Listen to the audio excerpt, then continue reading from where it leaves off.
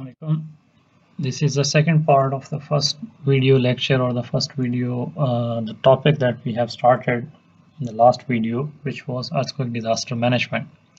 And if you remember, the last video I had told you that under the mitigation stage, the seismic proofing different options we have already covered, and I had told you that we will be discussing the strengthening and retrofitting part as a separate presentation file.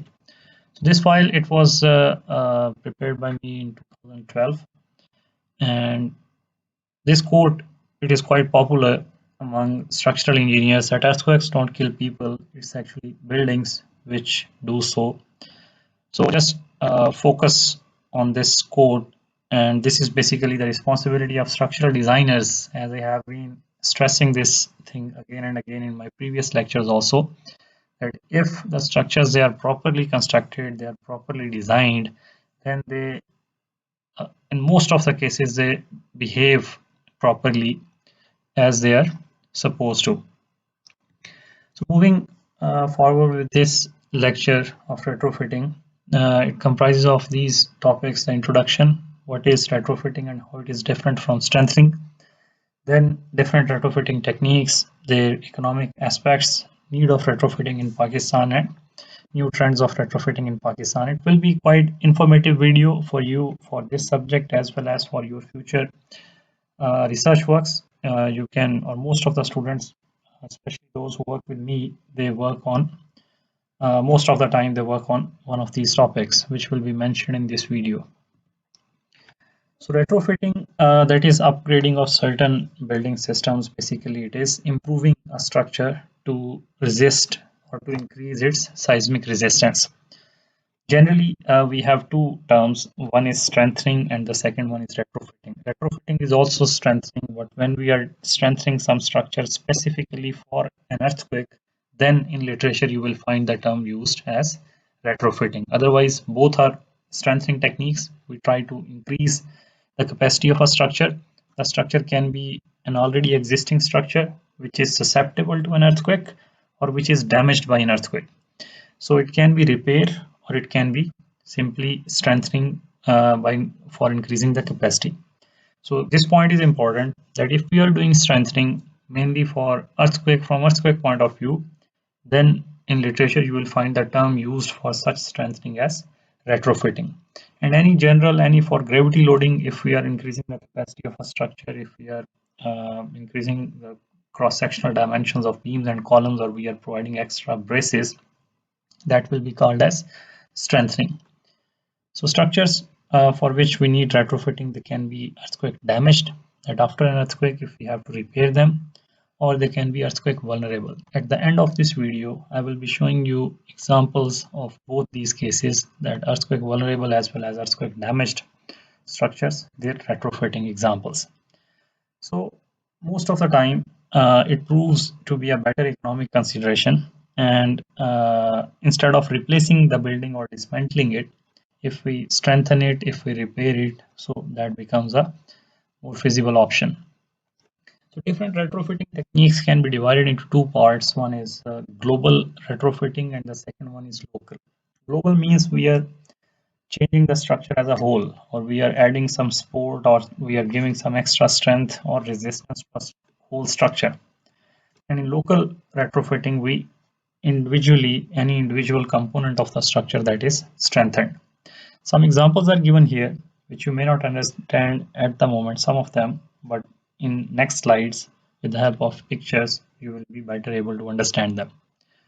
So just quickly going through them. Adding shear wall, you already know that what a shear wall is from previous video.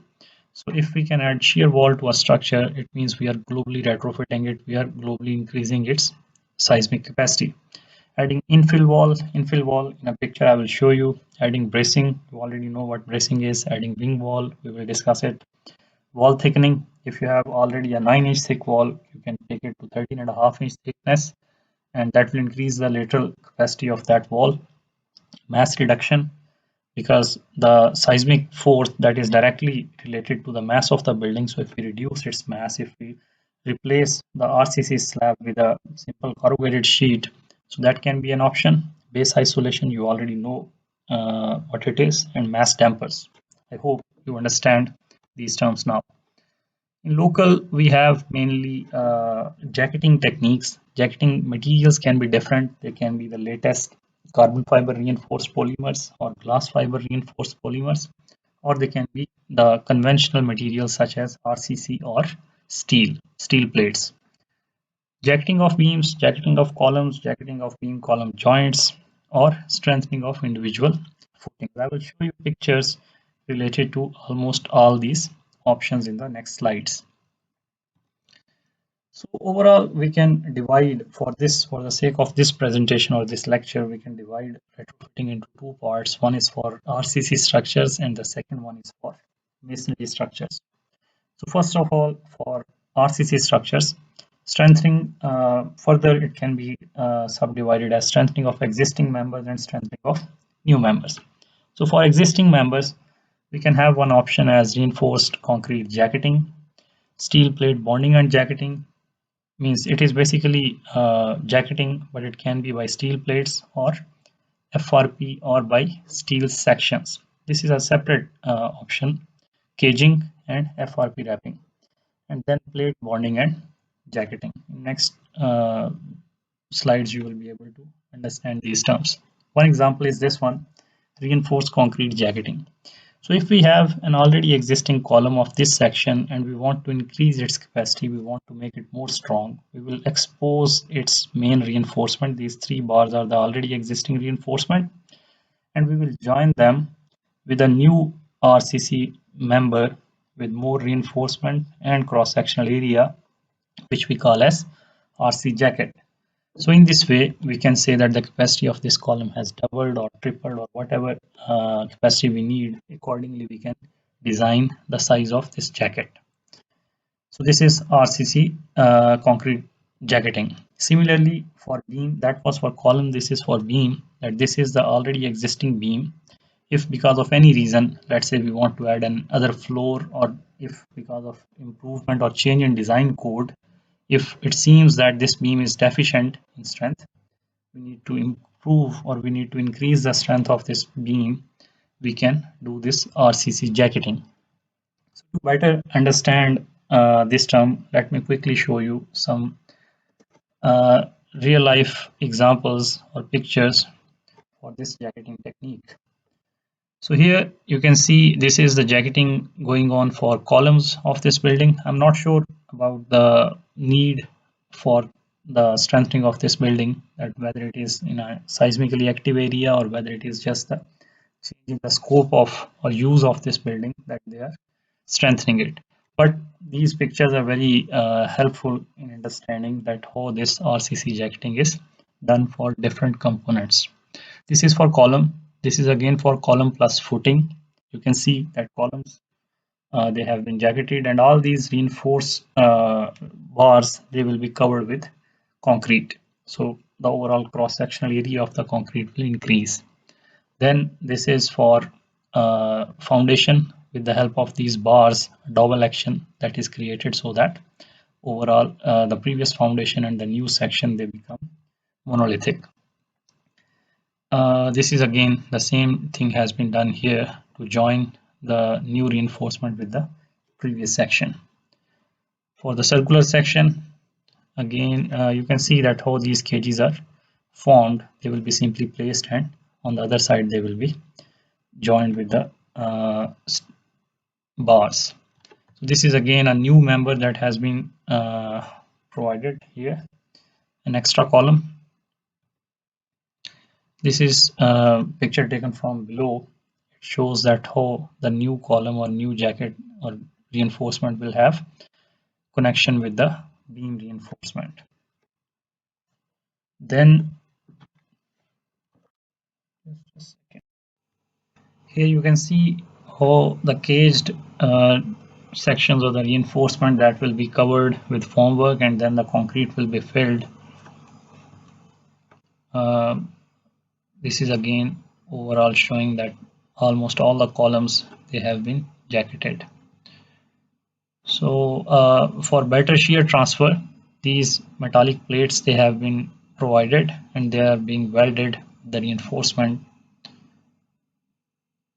And this is the formwork to inject concrete from here. It will be covered from this bottom part, and from here the concrete will be injected, and this whole part it will be filled with concrete. This will be the cap or the top of the column. The same sort of jacketing you can see here. In this one we will come back to it in the next videos. In the next slides we will see that what this black material is. You must have seen this in civil department also. This is CFRP jacketing, or carbon fiber reinforced polymer. Again another picture, and this was the last one for this topic. So coming back to the presentation, after this RCC jacketing, I hope now you have an idea that if you want to increase the capacity of an already existing RCC component, you can simply increase its cross-sectional dimension, provided that there is sufficient space available and you have the jacking capacity available, that you can jack the superstructure and you can expose the main reinforcing bars, and then you can join the previous ones, the new ones with it. Then this is that CFRP wrap, carbon fiber reinforced polymer. With the help of epoxy, it is wrapped and it becomes similar to the wrapping by steel. We will compare in the last part of this video, we will compare the properties of this material. This is claimed as a material for future, so we will see, and these are now widely being used in practice. This is another option, using the conventional steel plates, that with the help of steel plates we can jacket the column and we can increase its capacity, as well as the beams. These samples, this previous one as well as this one and the next one, they are available in civil department. They were part of one MSc research thesis. These are the reaction frame columns of test floor lab. This is another option of improving the capacity of this column, that is to save some material. We have simply caged it instead of providing these plates throughout. Then the second one is adding new members. The previous one were jacketing the existing members. The second approach can be adding new members. So new members can be shear walls, frames. You already know that there are two different types of frames: moment resisting frames and braced frames. Then extra bracings or buttresses. Such additional elements can be added to give extra support to the whole structure. Some examples we can see here, that in this story, because maximum shear will be concentrated at this level, so if because of the analysis later on investigation of this building, it seems that this floor or any other floor that is critical or that is deficient in strength, we can add new shear walls. We can replace the infill masonry walls and we can replace them with heavily reinforced or properly designed RCC shear walls. This picture you have already seen that we can add shear walls, or we can provide bracings, or we can provide braced frames, or we can increase the cross sections, or we can provide the moment resisting frames. Then steel braces, instead of providing shear walls in the previous example of similar building that I had given, we can provide these diagonal bracings. These can be of steel, and any additional damping device can also be provided, that there is certain margin of opening and closing in these braces. So if you go to any developed country which is seismically active, you will find such heavily braced structures. This is a very common sight, that structures, they are braced. Inside of the building also there are several braces, and the outside that is also provided with this much or even more than that, very heavy W section steel sections. They are provided as braces, and they will be resisting any lateral movement of this building in this direction, these braces. Then buttresses, not very common, but still this is an option, that any building, if its lateral sway or lateral resistance is to be improved, then we can provide such additional support to this building of any suitable material. Then comes the masonry building, that in case of masonry building, the main points are that we need to develop integral box section. Integral box section means that we have to ensure that all the four walls of a room they should move together. Instead of every wall moving separately in different directions during an earthquake, we need to tie them in such a way that overall the whole room moves as a box. And also in other structural components, there should be proper connections such as roof to wall to wall at corners, and wall to foundation. And limit on openings, that is an important topic of research and of consideration during design, because openings, they concentrate stresses at their corners, and they become the starting point of failure of any masonry structure. And methods for retrofitting of masonry buildings, they can be stitching of cracks, grouting with cement or epoxy, which is quite common these days, and use of CFRP that we can apply. We will see in one of the pictures that in how many ways we can apply this CFRP material on masonry structures. So this is one example that if there is any crack, we can make or drill these grooves. We can insert steel bars inside, and then we can fill everything with epoxy. So these bars will ensure that there is no more opening of these cracks, and then later plaster can be applied. This is a similar approach as the previous one, and only the bars, they have been replaced by this sort of wire mesh. Then retrofitting of earthquake vulnerable buildings, different options that we have are, as we have already seen, binding or jacketing. Then shotcreting. Shotcreting is, if you already know, it is a technique of concreting in which we spray the concrete on a surface. So if we spray a concrete on an already existing structure just to increase its cross-sectional dimension, that will be the use of shotcreting for improving or for retrofitting a earthquake vulnerable building. Strengthening of wall intersections for masonry, strengthening by cross wall. In the next pictures, you will see what is cross wall, and strengthening by buttresses. You have already seen it, and strengthening of arches. We will see it. This is how we can ensure the integral box section, that at certain or at suitable level, we must ensure that there is continuity of reinforcement, so that if there is any loading in this direction or this direction, this level, it becomes as a binding or as a ring that ensures that all the four walls will be moving together. Similarly, all these openings, they need to be properly reinforced so that there is no crack propagation or failure at these points, and the stresses can be distributed.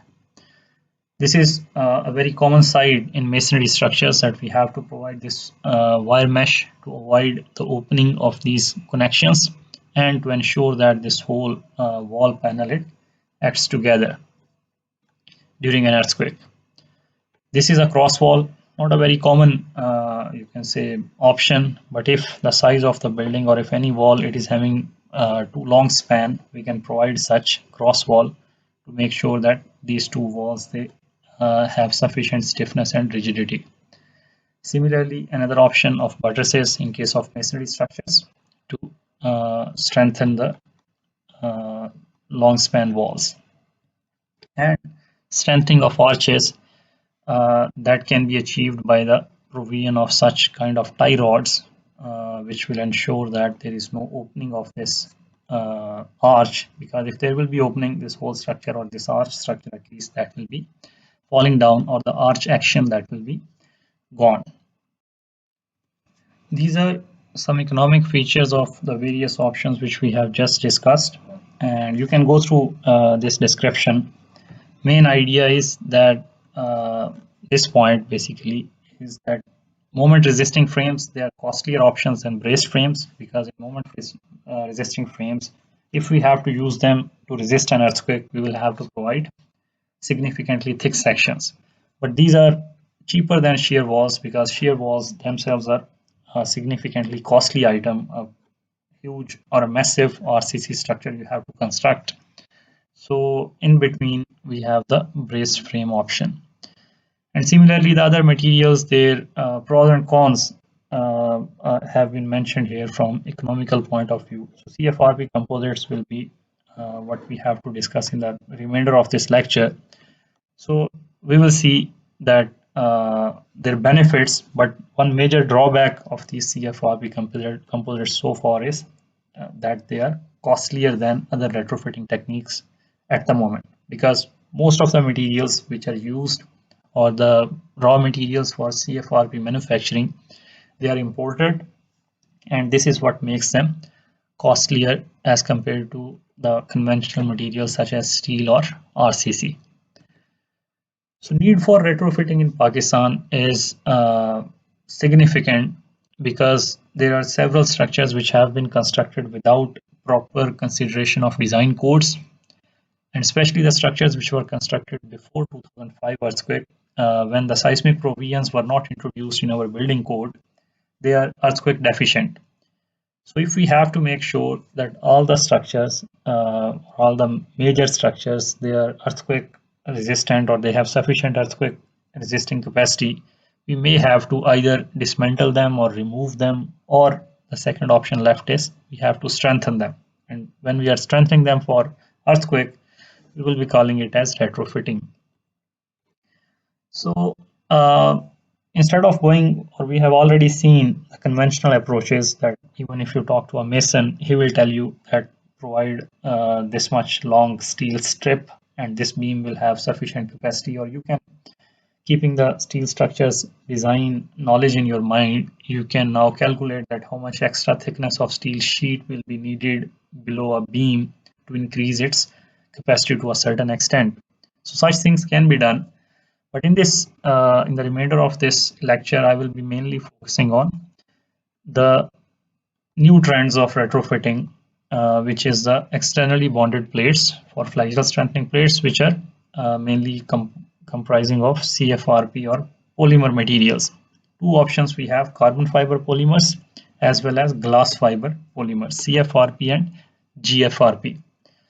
So all these flexural strengthening, shear strengthening, compressive strengthening, all these options we can achieve by the use of these materials very efficiently. We have several competitors in market. This presentation was made in 2012, so at that time we mainly had Sika and Emporium Chemicals. They donate a significant quantity of material to our students who are interested in working on different retrofitting techniques for their final year projects or for their MSc thesis. And in the next slides, I will show that they are significantly contributing to our construction industry also. So the retrofitting done by Sika, the remainder of this presentation, it was provided by Sika. So the projects which were done by Sika, they will be listed here up to 2012. It involves the following materials: CFRP strips, their commercial name, that is Sika Carbodur.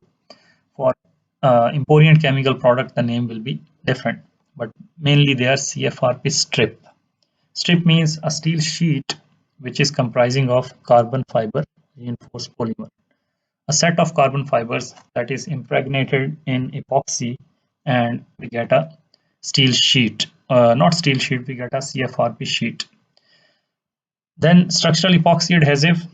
These sheets or these wraps, they are applied on the structural element with the help of these epoxies. A set of epoxies are there, only one is mentioned here. And glass and carbon fabric, all these things I will show you in the next slides. So this is one example that how these different components or these different products can be applied. If we have this already existing beam, we can use these strips in the longitudinal direction as well as in the transverse direction to increase the shear capacity or to increase the flexural capacity. This is the wrap material manufactured by Sika as well as the epoxy. This is two component epoxy, glass fabric or carbon fabric. So if we will simply impregnate it into this epoxy and wrap it around any structural components, studies have shown that its strength will increase significantly. And for that we can consider the design knowledge. We can apply design knowledge and we can decide that how many layers of this material are needed or how much spacing of this material is needed for its strips to be applied on any beam or any column. So the main characteristics are that precise material properties we will see uh, precise as well as high strength material properties. Fully corrosion resistant, we don't have the issue of corrosion. Extremely lightweight as compared to RCC jacketing. This is one major advantage of this material, that almost zero weight we have to increase for the structure, but the strength can be doubled or increased several times. Range of sizes available, even if you have to strengthen a wall or a column or whatever structure you have to strengthen, you can simply cut that much portion of the sheet and you can paste it on that wall. Easy application and applicable on both uniform and non-uniform sections. We will see in the upcoming pictures, you will get a better idea of these characteristics. The properties, first of all, of epoxy adhesive are mentioned here. That compressive strength is greater than 85 megapascal for concrete. If you see, if you know already from PRC, that if it exceeds 40 megapascal, we call it high strength. So for this epoxy, the strength is greater than 85 megapascal. So almost all these materials, they are high strength materials. For concrete, you know the E modulus, its modulus is more than that, or in the range of that.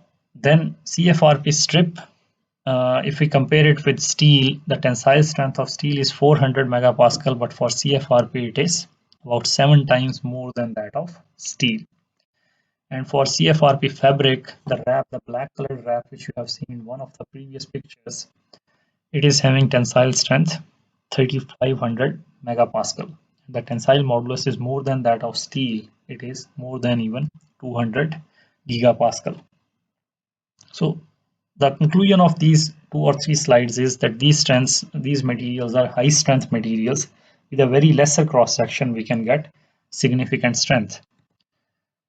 The benefits, steel as compared to composites, if we specifically talk about steel, then these are the pros and cons. That low material cost, here we have high material cost, but the remaining benefits, they are more in this case. This is how these materials are applied on structures. You can see here that this CFRP, the black one is carbon and the white one is glass. So this sheet, it has been epoxy has been applied on it, and then it will be simply pasted with this beam, and the strength of this beam will increase. Similarly, for the column, it will provide confinement. If it is wrapped, this wrap, it is continuously wrapped around this column, and because of the confinement that will be provided when this epoxy will set, the strength of this column will increase significantly. So this is very important picture. It will give you an idea that in how many ways for masonry as well as for concrete structures we can apply these materials. These area elements, they are CFRP wraps, and these strips, they are CFRP strips, or this can be GFRP wrap. So we can apply them to strengthen beams in both shear and flagure, to strengthen slabs, to strengthen columns, both rectangular and circular, as well as the area elements which can be walls or floors. So by the Sika Chemicals Company, this slide shows that up to 2010, how much was the application of these materials in Pakistan. And after that, this application, it increased significantly after 2005, and now as the awareness has increased, if we talk about the duration from 10 to 20, if we get data from them, there would be significant, even more increase in the application of these materials in our construction industry. So you can go through this slide to check that how many famous structures they have been strengthened or retrofitted with the use of these materials. Some examples are given here. One example is Park Towers in F10 Islamabad. The structures, they needed strengthening because of damage by an earthquake, and all structural cracks which you will see in the next slides, they were epoxy injected and then they were strengthened with the help of strips. So some issues which were faced in this building, they are shown here, that there were cracks in different parts of the building. And these cracks in the walls also and beams, they were sealed with the epoxy. There are these nozzles which are left, with the help of which the epoxy will be, or grout will be injected into these cracks. First the cracks are sealed and then the epoxy is injected into those cracks, and when the epoxy sets, we can claim that the beam has attained its pre-cracked or even more than that strength. You can see the nozzles for pumping grout, those are pasted on the in line with the crack, and this one shows the application of CFRP strips as well as CFRP wraps are not provided here in this picture, only strips are provided. First the cracks are sealed, and then for increase in flexural strength, these strips are provided at the bottom of these beams, and the increase in flexural strength, that depending on how much increase in flexural strength is needed and depending on the bond condition, the length of these strips can be increased or decreased, because these are costly materials, so we cannot just paste them everywhere. Then another example, Mobiling head office building, you can see that these columns, they are quite delicate depending on their slenderness ratio. So they were damaged in the earthquake event, and they were retrofitted with the help of several columns of this building. They were retrofitted by wrapping by CFRP wrap. You can see first the column surface is prepared. It is grinder is applied on it to make it as smooth as possible. Then the epoxy is applied, and the CFRP wrapping is simply pasted on it. So then we can say that whatever material is confined inside this black material, that will remain inside, that will not chip off or that will not split in the case of an earthquake, any next earthquake. So these are the pictures of the external column which had sustained some damage that is now strengthened. Some other columns which were strengthened for the same building. Another example of RC beams in Art Gallery, Lahore. I'm not sure about the reason for this damage, but some beams, they had this sort of shear cracks in them. So first of all, the cracks, they are sealed. These nozzles, they have been removed from here, but what they have done is they have already sealed the crack. Wherever the cracks were, they are sealed, and then to increase the capacity, this structural member, that is wrapped with CFRP material. So this one or this wrapping will ensure that there is no failure of this member or this beam in shear at this point, which is quite critical for any structural component. So you must have seen this material in different parts of our department. So now you should get a better idea that this is simply a cloth which we apply on top of a concrete surface, or wood or steel also, or GFRP material, and we can increase, or we can get a increased capacity. That can be increased capacity in compression or tension or flexure. Another view of the same beams which have been strengthened. These beams had sustained cracks here. So here are these two beams which are this span is basically resting on these two beams. So these are the references. You can get some more knowledge if you are interested. So main advantage of this discussion that we have, one is from this subject's point of view, that being structural engineers, being civil engineers, if someone asks you that how you can ensure that this community is having safer structures. So first of all, you will do the capacity analysis of those structures, for which you are already studying several subjects, the structural analysis, the capacity analysis. So after doing capacity analysis, if the capacity is deficient for any existing structure, then you will have to choose some repair or strengthening technique. So now you have a set of strengthening techniques at your hands, out of which you can choose the most economical one or the most suitable one for that condition. And this knowledge you can also use for your BSc projects, for your MSc thesis, that you can work on improving these retrofitting techniques, or studying the aspect of certain structural components such as circular column or square column or shear wall, by wrapping it or by strengthening it with CFRP or GFRP or any other similar material. So several students are already working on these topics, but this should give you, if you are interested in earthquake engineering, this our discussion so far should give you a dimension in which you can think first of all about base isolators, or other options that we have studied for seismic proofing, and then the options that we have studied in this lecture related to retrofitting.